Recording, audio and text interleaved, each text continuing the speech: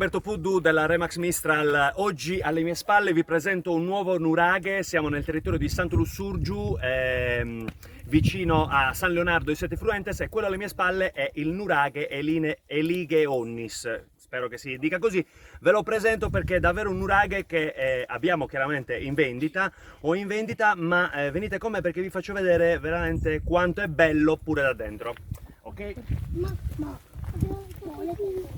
Allora, è posizionato in una piattaforma veramente eccezionale, una bella piana dove gli antichi potevano giocare non solo a calcetto ma anche a zaccheponi, per non parlare delle sagre tra gli altri nuraghi. E qui abbiamo una terrazza sopraelevata. Da questa parte invece c'erano gli appartamenti della servitù, perché giustamente erano abbastanza reali, si volevano far servire. Venite dentro, Dunque,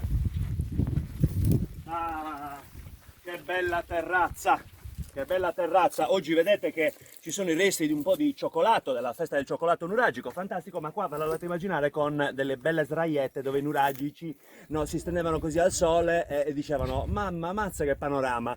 Ok, e invece di qua, che vi farò vedere dopo il panorama, entriamo dentro la torre principale. Ok, un attimino, un piccolo saltino.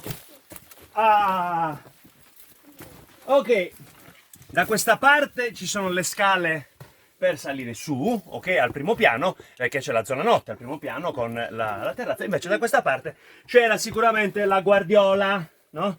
C'era l'uomo di guardia che entrava e diceva oh, chi sei? Devi entrare, non puoi entrare. Invece qui abbiamo l'open space, no? L'open space, guardate che bello, qua si mangiava, si cucinava, a fare le puzzette, e in bagno si andava fuori, chiaramente, anche se abbiamo il camino, l'aria usciva da qui, la pioggia usciva da qui. Guardate che bello, bello. Poi ci sono due piccole, dovrei riuscire anche a inquadrare con la pila, ci sono anche due piccole rientranze, guardate, fantastico. C'è anche un pipistrello, guardate, c'è anche un piccolo pipistrello, eccolo qua. No, è sicuramente un pipistrello nuragico, non disturbiamolo perché ha testa in giù, anche da questa parte, guardate, ok? E sicuramente erano utilizzate, insomma, come camera da letto qua, insomma, via dicendo. Poi vi faccio vedere il super panorama da su. Ok, usciamo, eccola qua, eccola qua. Qua, come vi dicevo, guardate, c'è l'uscita in alto, ma non è stato eliminato, insomma, tutti gli alberelli che c'erano di qua. Venite di qua. Intanto vi faccio notare, ancora prima di salire su al piano di sopra, il panorama. Lì in fondo, vedete dove ci sono tutte quell'alberalla, ok? Ci sono tutti gli alberi di castagno, fantastico. E c'è San Leonardo. Lì su le antenne. In questo periodo purtroppo c'è stato un brutto incendio, però andiamo su, vi faccio vedere il panorama meglio dall'alto.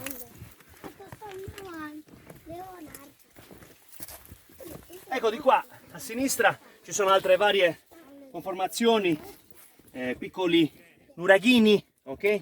Ed erano sicuramente, come vi dicevo, secondo me della servitù. Vero o non vero? Siete liberi di crederci.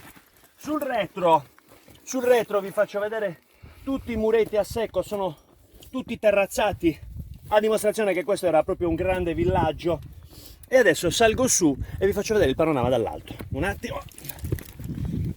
Ok, ecco qua.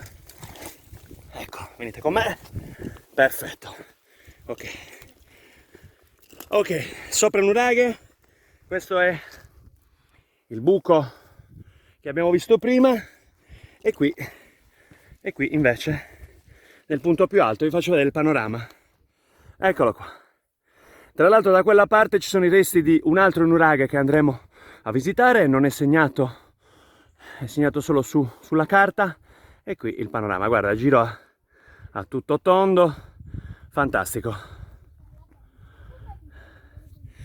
Beh signori, voglio semplicemente farvi vedere quanto è una figata questo appartamento, questa villa, perché in realtà è equiparabile a una villa nuragica. Voi potete tranquillamente contattarmi al mio numero 328 41 72 462 se volete vendere un altro nuraghe, oppure chissà per quale motivo anche il vostro immobile. Da Roberto Puddu, Remax Mistral è tutto, dal nuraghe di Elighe Onnis nel comune di Sant'Lussurgiu vicino a San Leonardo è tutto. A voi tutti buona giornata nuragica, posso vendere anche la tua.